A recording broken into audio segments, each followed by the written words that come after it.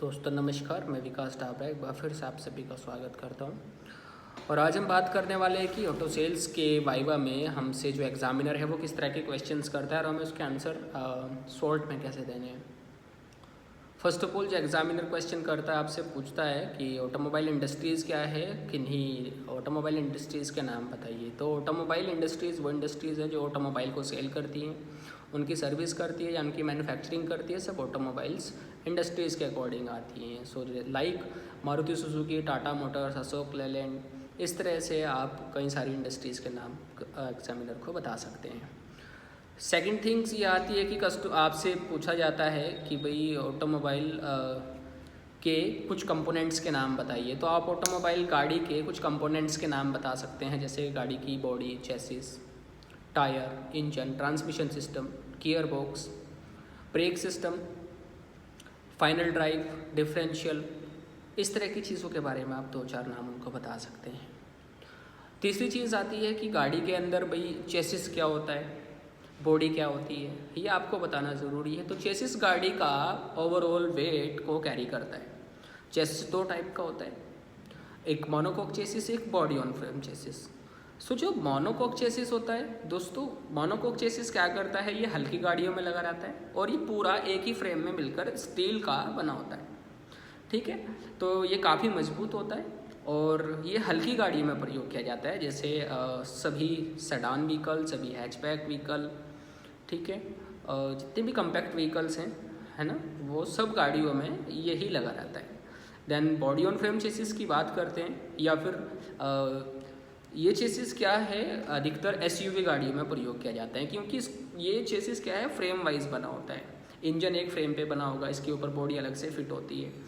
Then ये SUV vehicles, commercial vehicles, heavy commercial vehicles में प्रयोग किया जाता है। तो एसयूवी गाड़ी का यदि आपसे पूछा जाता है, जो एक्चुअल एसयूवी की कैटेगरी में आती है, तो उसमें बॉडी ऑन फ्रेम चेसिस लगा होता है। गाड़ी की बॉडी टाइप्स की बात करते हैं तो बॉडी टाइप्स में आप देख पाएंगे, जैसे गाड़ी की बॉडी टाइप्स के अकॉर्डिंग हैचबैक गाड़ी होती है, सेडान गाड़ी होती है, एसयूवी गाड़ी होती है, एमयूवी होती है, पिकअप एंड ट्रक होते हैं, देन कन्वर्टेबल व्हीकल होते हैं, कूपे, एंड कई सारी सेडान बॉडीज़ लाइक लिमोजीन, कई सारी चीज़ें और आती हैं। तो आपसे सबसे पहले पूछ लेगा कि हैचबैक क्या होता है। तो हैचबैक एक 2 बॉक्स कार होती है, जिसमें एक इंजन बॉक्स होता है, एक पैसेंजर बॉक्स होता है, यानी कि engine cabin, passenger cabin. Engine cabin के अंदर इंजन से जुड़ी हुई चीज़ें लगी हुई होंगी, पैसेंजर के अंदर आप पैसेंजर बैठ सकते हैं, ड्राइवर की सीट्स होगी और उसी के साथ सामान रखने के लिए स्पेस होता है, जिसको बूट स्पेस कहते हैं। तो ये 2 बॉक्स कार होती है, इसके अंदर 4 सीट होंगी, ठीक है, या फिर 5 सीटर व्हीकल इसको बोला जाता है। 4 दरवाजे होंगे, पिछले दरवाजे को खोल कर भी गाड़ी के अंदर आया जा सकता है। तो ऐसी गाड़ियाँ कौन कौन सी आपके पास, जैसे Alto, Tata Punch, i10, i20, Ignis, Wagon R, इस तरह की गाड़ियाँ हैं, ठीक है। तो जो 5 सीटर हैं, 2 बॉक्स कार है, उसी के साथ तो लगेज कैबिन बना हुआ है, ट्रंक बोर्ड बना हुआ है, ये सब हैचबैक की कैटेगरी में आएंगी। दूसरी कैटेगरी है सेडान, पूछ लेगा तो सेडान एक 3 बॉक्स कार है, जिसमें 3 बॉक्स होते हैं, यानी कि तीनों बॉक्स सेपरेट होंगे। पहला इंजन केबिन, दूसरा पैसेंजर केबिन, तीसरा लगेज केबिन। तो तीनों केबिन्स का अपना एक अलग महत्व है, अलग काम है, ठीक है। तो इस गाड़ी की शेप आप देख रहे हैं, तो शेप इसकी कुछ इस तरीके से आएगी, जैसे होंडा सिटी होती है देखने में look wise, Swift Dzire, Maruti Suzuki Ciaz, Honda City, Hyundai Verna, Hyundai Amaze, इस तरीके से कई सारी गाड़ी जो है आ जाएंगी इसके अंदर। तो सेडान गाड़ी 3 बॉक्स कार होती है, इसको सेडान के अलावा नोचबैक या 3 बॉक्स कार भी कहा जाता है। साथ ही साथ आप बात करेंगे एसयूवी व्हीकल की, तो एसयूवी का फुल फॉर्म होता है स्पोर्ट यूटिलिटी व्हीकल। तो स्पोर्ट यूटिलिटी व्हीकल की खास बात ये होती है कि स्पोर्ट यूटिलिटी व्हीकल में बड़े टायर, बड़ा ग्राउंड क्लियरेंस, हैवी बॉडी और नंबर ऑफ सीट्स ज़्यादा होंगे, like Tata safari, like Scorpio, like Fortuner, like grand Vitara. तो ये सारी गाड़ी जितने भी है, जिस वो भी 4x4 में अवेलेबल होगी या ऑल व्हील ड्राइव होगी, इंजन साइज़ बड़ा होगा, टायर साइज़ बड़ा होगा, ग्राउंड क्लियरेंस बड़ा होगा, वो एसयूवी की कैटेगरी के अंदर आएगा। दूसरा इसी में एक और कैटेगरी एमयूवी। एमयूवी का पूरा नाम है मल्टीपर्पज़ व्हीकल या फिर मल्टी यूटिलिटी व्हीकल। और एमपीवी गाड़ियों में क्या होता है, ये गाड़ी लेंथ में थोड़ी सी लंबी होगी और ये 6 सीटर, 7 सीटर, 8 सीटर भी हो सकती है, लाइक इनोवा, अर्टिगा, ट्राइबर, इस तरह की गाड़ियों की कैटेगरी में आती है। देन आता है पिकअप एंड ट्रक। तो पिक एंड ट्रक की कैटेगरी में लाइक आएगा जैसे सुपर कैरी, एक व्हीकल होता है जैसे छोटा हाथी जिसको आप अपनी लैंग्वेज में बोलते हैं, वो सब पिकअप एंड ट्रक की कैटेगरी में आएंगे। कुछ एसयूवी पिकअप ट्रक्स होते हैं, जैसे आपने ईसुजू या टाटा जेनॉन या स्कॉर्पियो गेटवे को देखा होगा, जिसमें आगे से गाड़ी स्पोर्ट जैसी दिखाई देती है, पीछे केबिन भी होता है बैठने के लिए। सो ये सब बॉडी के टाइप्स हैं। अब हम बात करते हैं कि इंजन की कुछ टर्मिनोलॉजी की, लाइक एबीएस क्या होता है। तो ABS anti lock braking system होता है, ये आपसे पूछा जा सकता है। एंटी लॉक ब्रेकिंग सिस्टम क्या काम करता है, गाड़ी के टायरों को स्किड ना होने में मदद करता है। ठीक है, कि गाड़ी स्किड ना हो उसके लिए गाड़ी के अंदर एबीएस लागू किया गया है और ये कंपलसरी है गाड़ियों के अंदर लगाना, ये 2017 से मैंडेटरी है। सो एबीएस के साथ एक और मॉड्यूल आता है ईबीडी, ये भी आपसे वाइवा में पूछ लिया जाता है कि ईबीडी क्या काम करता है। तो ईबीडी क्या होता है भैया, ईबीडी होता है इलेक्ट्रॉनिक ब्रेक फोर्स डिस्ट्रीब्यूशन। सो ये क्या काम करता है, एबीएस का ही एक एडवांस प्रोग्राम है, और ये एडवांस प्रोग्राम क्या करता है, गाड़ी के रोड एंड लोड की कंडीशंस के अकॉर्डिंग गाड़ी में ब्रेक फोर्स को डिस्ट्रीब्यूट करता है। ये ईसीएम में ही यानी कि एबीएस का ही एक अपडेट प्रोग्राम है। दूसरी चीज़ आती है कि स्टेयरिंग कितने टाइप का होता है। ठीक है, तो स्टीयरिंग 2 टाइप का गाड़ी में प्रयोग किया जाता है, मैकेनिकल और हाइड्रोलिक, या फिर जिसको बोलते हैं मैनुअल स्टीयरिंग या फिर पावर स्टीयरिंग। तो मैनुअल स्टीयरिंग मैकेनिकल स्टीयरिंग होता है जिसको घुमाने में ज़्यादा ताकत लगती है। ठीक है, दूसरा स्टीयरिंग होता है power steering. Power steering 2 type का यूज़ होता है ऑटोमोबाइल में, एक हाइड्रोलिक स्टीयरिंग, दूसरा इलेक्ट्रिक जो बैटरी की पावर से चलता है जिसके अंदर मोटर होती है।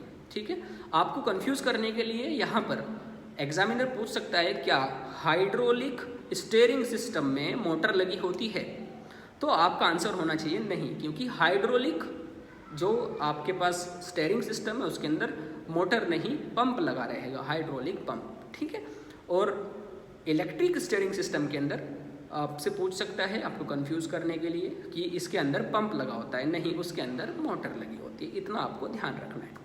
ठीक है, चलिए देन इसके बाद गाड़ी में आपसे ब्रेक पूछ सकता है। तो ब्रेक जैसे अभी हमने एबीएस तो खैर उसका जो है अपडेट रूप है, तो ब्रेक 2 टाइप के होते हैं, एक ड्रम ब्रेक एक डिस्क ब्रेक, ये आपसे पूछ सकता है। देन कुछ और टर्मिनोलॉजी की बात करें तो आपसे पूछ सकता है ग्राउंड क्लियरेंस क्या है। तो ग्राउंड क्लियरेंस क्या है, ज़मीन से गाड़ी के लोएस्ट पॉइंट तक की ऊंचाई को ग्राउंड क्लियरेंस कहते हैं। ठीक है, एंड व्हील बेस क्या होता है, गाड़ी को साइड से देखने पर front tyre and rear tyre इन दोनों के बीच की डिस्टेंस को व्हील बेस कहते हैं। ठीक है, फ्रंट ट्रैक क्या होगा, गाड़ी को सामने से देखेंगे, सामने से देखने पे दोनों फ्रंट टायर के बीच के सेंटर की डिस्टेंस को फ्रंट ट्रैक कहेंगे। ठीक है, ये सारी चीज़ आपसे पूछ सकते हैं। कंफर्ट एंड कन्वीनियंस गाड़ी के अंदर आता है एक ऑप्शन। ठीक है, उसमें क्या होता है आपसे पूछा जा सकता है। तो कंफर्ट कन्वीनियंस में जैसे गाड़ी के अंदर HVAC सिस्टम आता है, heating ventilation air conditioning system आता है, ये मैनुअल और ऑटोमेटिक होता है। ठीक है, टिल्ट स्टीयरिंग सिस्टम आता है, कोलैप्सिबल स्टीयरिंग सिस्टम होता है, सीट्स की हाइट एडजस्टेबिलिटी ऑटोमेटिक और मैनुअल ये सिस्टम आता है। गाड़ी के अंदर कितना हेड रूम है, कितना शोल्डर रूम है, कितना लेग रूम है। ठीक है, ये सारी चीज़ें कंफर्ट एंड कन्वीनियंस के अंदर आएंगी। एंड फिर आता है सेफ्टी एंड सिक्योरिटी सिस्टम में। ठीक है, गाड़ी के सारे विंडो जो है पावर से चलने वाले फीचर से होने चाहिए, यानी कि रिमोट से आप गाड़ी की डोर को लॉक अनलॉक कर सकते हैं, गाड़ी में इमोबिलाइजर सिस्टम है। दूसरा सेफ्टी फीचर क्या है कि गाड़ी के अंदर एयर बैग है, गाड़ी के अंदर स्पीड लिमिटर आ चुके हैं जो 80 किलोमीटर की स्पीड पर सायरन करते हैं, 120 किलोमीटर ओवर स्पीडिंग पे आपको लगातार बीप करके दिखाएगा। तो ये सारे सेफ्टी सिस्टम गाड़ी के अंदर लगे होते हैं, इसको आप बता सकते हैं। फिर एक आता है इम्पोर्टेंट सेल्स प्रोसेस। तो सेल्स प्रोसेस आपको पता होना चाहिए कि सेल्स प्रोसेस की ज़रूरत क्यों है, ताकि हम क्या है बेहतर प्रोडक्टिव प्रोडक्ट कस्टमर को प्रेजेंट कर सके। ठीक है, और आसानी से कस्टमर को समझा सके और प्रोडक्ट को प्रेजेंटेशन करने का जो एक SOP है वो फॉलो करते हैं हम सेल्स प्रोसेस के अंदर। तो सेल्स प्रोसेस में 8 प्रोसेस होते हैं, आपसे पूछा जा सकता है। ठीक है, तो ये चीज़ आपको देखनी है। सेल्स प्रोसेस में सबसे अहम हिस्सा एक कस्टमर वेलकम है, कस्टमर का वेलकम कैसे करते हैं वो आपको पता है। दैन दूसरी चीज़ इसमें जो इम्पोर्टेंट है मैं आपको वही बता रहा हूँ, व्हीकल डेमोन्स्ट्रेशन। तो व्हीकल डेमोन्स्ट्रेशन 2 टाइप से किया जाता है, एक स्टैटिक डेमोन्स्ट्रेशन, दूसरा डायनामिक प्रेजेंटेशन। तो तो यहाँ पे जो स्टैटिक डेमोन्स्ट्रेशन है व्हीकल का, वो शोरूम में गाड़ी को खड़ा करके गाड़ी के बारे में समझाया जाता है, कस्टमर को बताया जाता है ये सर गाड़ी का मॉडल है सेडान, हैचबैक, गाड़ी के अंदर ये फीचर्स हैं। देन डायनामिक डेमोन्स्ट्रेशन में क्या होता है, कस्टमर को गाड़ी चला करके दिखाते हैं, जिसको हम टेस्ट ड्राइव भी कहते हैं। तो टेस्ट ड्राइव कराने के लिए कस्टमर के पास सबसे पहले ड्राइविंग लाइसेंस होना ज़रूरी है। ड्राइविंग लाइसेंस अगर कस्टमर के पास है तभी हम उसको जो है गाड़ी चलाने के लिए अलाउ करेंगे, ठीक है, तभी वो गाड़ी को रोड टेस्ट कर सकता है। तो ऐसा नहीं है कि उसके पास अगर जो है लाइसेंस नहीं है, ड्राइविंग लाइसेंस नहीं है, तो कस्टमर को हम बिठाएंगे ज़रूर, लेकिन उसको हम को ड्राइवर सीट पर बिठाकर गाड़ी के सारे फीचर बताएंगे और गाड़ी को सेल्स कंसल्टेंट या ड्राइवर जो है वो खुद से चलाएगा और गाड़ी में सारे फीचर्स को बताएगा। तो ये आपका डायनेमिक प्रेजेंटेशन होता है। छोटी सी चीज़ आती है पीडीआई। दैन उसके बाद जब प्री डिलीवरी इंस्पेक्शन या डिलीवरी के टाइम पे होता है, जब आपकी गाड़ी आपको क्लोजिंग हो चुकी है पूरी, तो क्लोजिंग के बाद का प्रोसेस होता है पीडीआई, प्री डिलीवरी इंस्पेक्शन। इसके अंदर गाड़ी की जब मैन्युफैक्चर होकर गाड़ी हमारे पास आती है उसमें सारी चीज़ों को चेक किया जाता है, ताकि गाड़ी कस्टमर के पास जो है कोई भी डिफेक्टिव प्रोडक्ट नहीं जाना चाहिए, ठीक है। उसको सारी चीज़ों की जांच करता है PDI in charge, pre delivery inspector. अब उसके बाद आता है कि गाड़ी के अंदर बूट स्पेस, सीसी, ये आपसे एग्जामिनर पूछ सकता है कि सीसी क्या होता है। तो क्यूबिक कैपेसिटी या क्यूबिक सेंटीमीटर सीसी का पूरा नाम होता है। सीसी को जनरली लीटर में मेजर किया जाता है। किसी भी गाड़ी की इंजन की धारिता को सीसी में मापते हैं कि इंजन कितना बड़ा है, ठीक है। तो जनरली जैसे आपसे पूछा जा सकता है कि कोई गाड़ी 1.2 लीटर की है, तो आपको उसको सीसी में कन्वर्ट करके बताना है। तो सेम एज इट इज़ ये गाड़ी क्या है, 1.2 लीटर इक्वल टू 1200 सीसी में आप उसको आंसर दे सकते हैं। इस तरीके से आप उसको सीसी बता सकते हैं। गाड़ी की पावर को कैसे मापते हैं, तो गाड़ी की पावर को बीएचपी या पीएस में मेज़र करते हैं। बीएचपी का पूरा नाम ब्रेक हॉर्स पावर होता है। एक छोटा सा क्वेश्चन और आता है एग्जामिनर का कि SIAM क्या है। तो SAIM society of Indian automobile manufacturer इसका पूरा नाम है। और जो गाड़ी के सेगमेंट्स, जो गाड़ी के टाइप्स बनाए हैं वो इसी के अकॉर्डिंग बनाए जाते हैं। तो इनके अकॉर्डिंग 3 सेगमेंट्स होते हैं, segment A, segment B, segment C। Segment A के अंदर जितने भी 5 सीटर व्हीकल्स हैं वो आती है। सेगमेंट B के अंदर जितने भी व्हीकल्स होते हैं 6 सीटर, 8 सीटर वो आते हैं। सेगमेंट C के अंदर 1 बॉक्स कार आती है पूरी कंप्लीट, ठीक है। ये आपको थोड़ा सा पता होना चाहिए, ठीक है। एंड देन उसके बाद आता है फाइनेंस। तो फाइनेंस लेने के लिए एक एलिजिबिलिटी क्राइटेरिया है एज का, तो वो 21 वर्ष से 60 वर्ष के बीच होता है। देन फाइनेंस लेने के लिए आपका जो है कुछ डॉक्यूमेंट्स ले जाते हैं, KYC किया जाता है। KYC का पूरा नाम होता है नाउ यूर कस्टमर। तो KYC डॉक्यूमेंट्स लेने के बाद फील्ड इन्वेस्टिगेशन होती है, सिविल स्कोर चेक होता है, सैलरी स्लिप चाहिए होती है। यदि आप सैलरीड पर्सन नहीं है तो आपके पास इनकम टैक्स प्रूफ होना चाहिए। इस तरह के डॉक्यूमेंट्स आप अपने वाइवा के दौरान बताएंगे।